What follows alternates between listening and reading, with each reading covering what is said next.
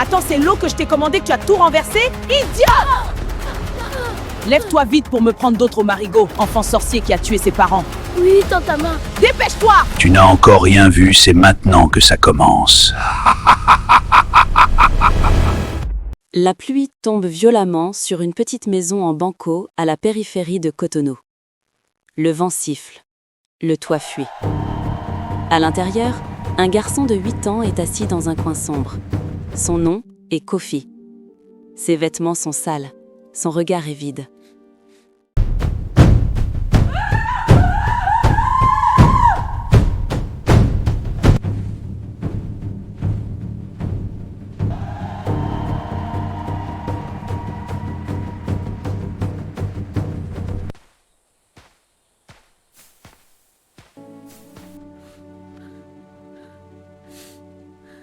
Ce n'est pas normal. Ces deux parents en même temps. Cet enfant porte quelque chose. Maman, papa, réveillez. Dans la pièce voisine, une femme crie. Tante Ama, hurlant. À partir d'aujourd'hui, tu vis ici. Mais ne crois pas que je suis ta mère. Merci, tata. Ne m'appelle pas comme ça! Et sache qu'à partir d'aujourd'hui, c'est toi qui s'occuperas de tout dans cette maison. Si ça ne te plaît pas, tu peux partir. Tati, je suis d'accord. Tant mieux. Bouge vite. Va chercher de l'eau. Maintenant.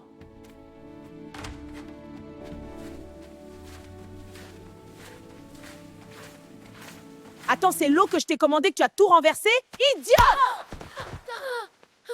Lève-toi vite pour me prendre d'autres marigots, enfant sorcier qui a tué ses parents. Oui, tante Ama. Dépêche-toi! Si mes parents étaient là, je ne mourrais jamais de faim. Papa, maman, où êtes-vous? Mes enfants, mangez bien. Tata, je peux manger un peu? Attends-moi, je viens. Kofi, viens! Mange par terre! C'est là que les chiens mangent! Depuis la mort de ses parents dans un accident de moto, Kofi ne connaissait plus l'amour. Sa tante l'avait accueilli, mais jamais accepté. Chaque jour était une punition. Chaque nuit, une solitude. Cette nuit-là, Kofi sort discrètement. Il lève les yeux vers le ciel étoilé. Kofi, chuchotant. Papa, maman, je vais devenir quelqu'un, je vous le promets. Il brûle les rues poussiéreuses. Kofi a maintenant 24 ans. Chemise usée, dossier sous le bras. Il sort d'un bureau. Recruteur. Froid. On vous rappellera. La porte se ferme. Il reste immobile. Il avait postulé plus de 37 fois en 2 mois. Aucun appel. Aucune aide. Aucune famille. Il s'assoit au bord d'un trottoir. Son ventre gargouille. Un vieil homme vendeur d'arachides le regarde. Vieil homme. Tu cherches du travail? Oui, papa. Va à l'entreprise Camex, il cherche un gardien. Merci, monsieur. Les yeux de Kofi brillent légèrement. Devant le grand immeuble moderne. Il respire profondément.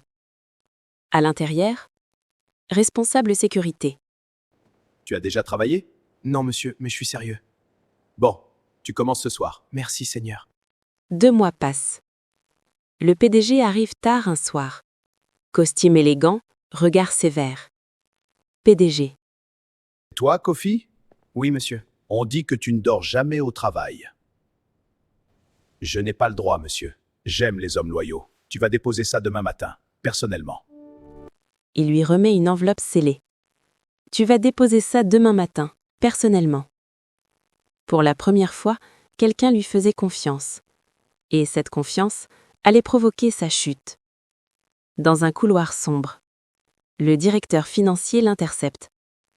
Directeur, voix basse. Tu sais combien d'argent il y a dans le coffre? Kofi reste silencieux. Tu sais combien d'argent il y a dans le coffre? Assez pour changer ta vie. Le PDG te fait confiance. Ouvre le coffre demain soir. On partage. monsieur. Tu refuses la richesse? Je refuse le vol. On verra tout à l'heure ton intégrité. On verra tout à l'heure ton intégrité. Un silence dangereux s'installe. Quelques jours plus tard. Bureau du PDG. PDG, furieux.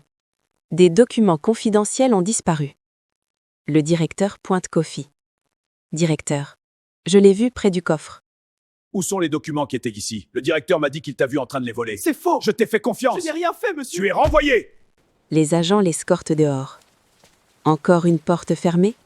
Encore une injustice? Encore une humiliation. Nuit. Pluie. Kofi marche seul. Il s'arrête sous un lamparier. Kofi, cri brisé. Pourquoi ma vie est toujours détruite quand je fais le bien? Kofi marche sans direction dans les rues presque désertes de Cotonou. Ses chaussures font un bruit moyeux à chaque pas. Ses vêtements collent à sa peau.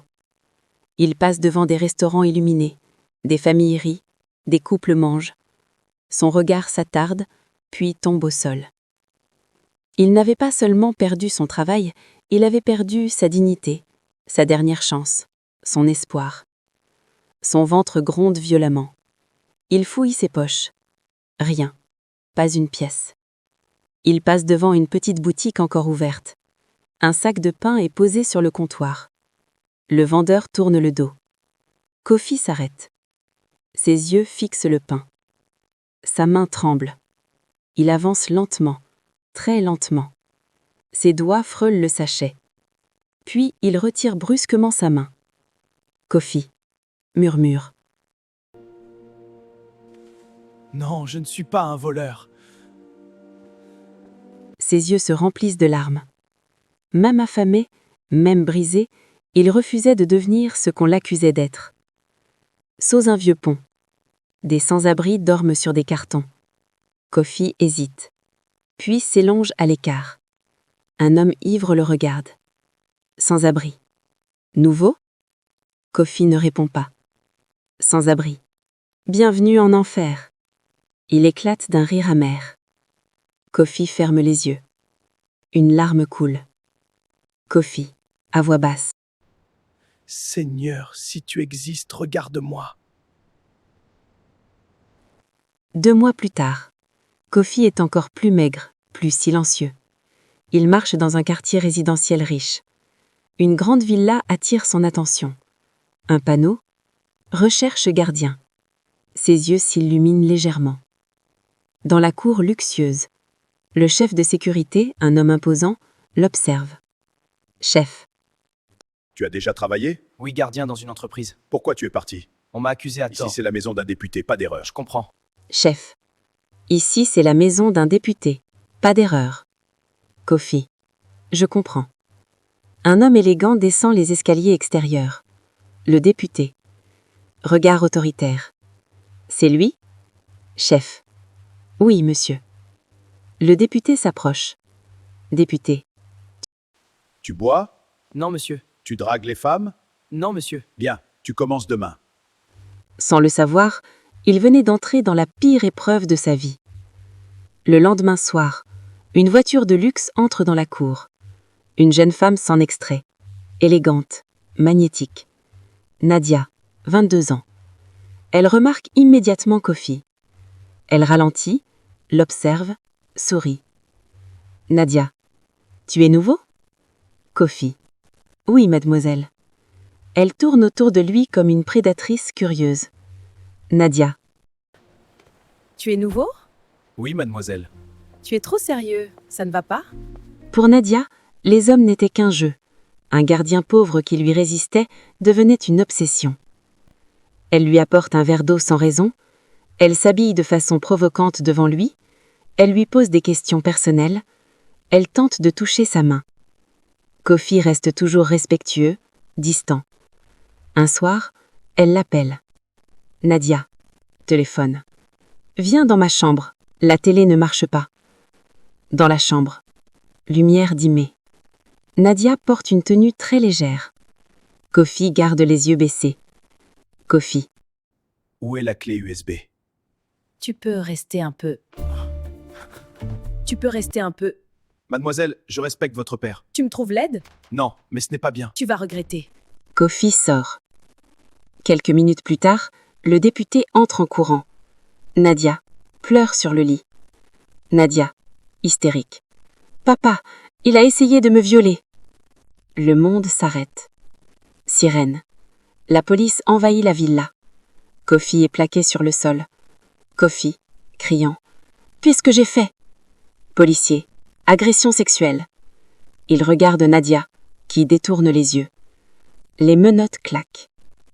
L'homme qui refusait de voler, l'homme qui refusait le péché, devenait maintenant un criminel aux yeux du monde. Une cellule sombre. Kofi est assis sur le sol. Des détenus le regardent. Prisonnier. Nouveau? Silence. Prisonnier. Qu'est-ce que tu as fait? Kofi murmure. Rien. Ils éclatent de rire. La nuit, Kofi est seul dans son coin. Il lève les yeux vers le ciel. Kofi, pleurant.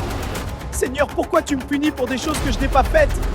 Si je suis maudit, dis-le-moi, mais ne me détruis pas comme ça. Tu n'as encore rien vu, c'est maintenant que ça commence.